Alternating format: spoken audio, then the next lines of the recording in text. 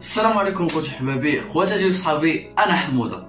توحشتكم بزاف يا احلى الناس، توحشتكم بزاف محبي قناه حكايه حموده قصه معبره.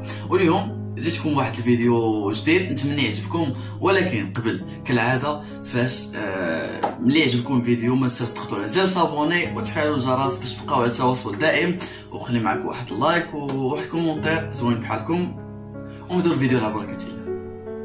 واش كتعقل على ديك المراه كبيره في السن اللي خليتي لها بلاصتك في التران، واخا انت كنتي مدقدق ومسخسخ ومحتاج ديك البلاصه بزاف؟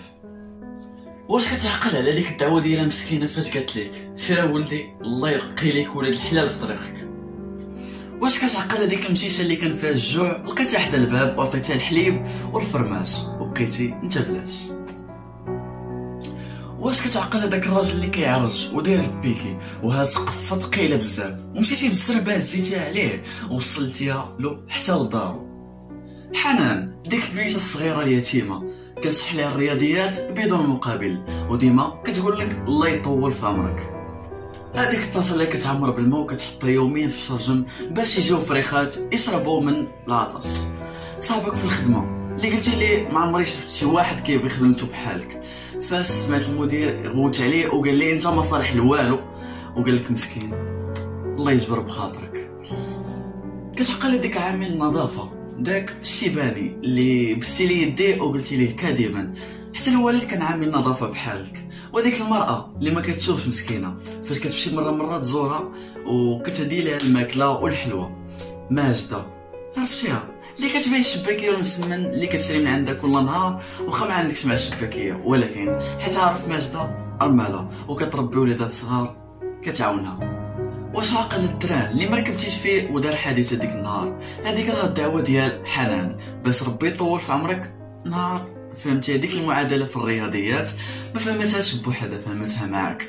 واش عاقل على الماندا ديالك نهار تخلصي وطاح ليك البسطام ولقاها واحد ولد الحلال ورجعها ليك؟ راه بسبب هذيك الدعوه ديال ديك المراه اللي خليتي ليها بلاصتك في التران باش يلقي ليك ولد الحلال في طريقك.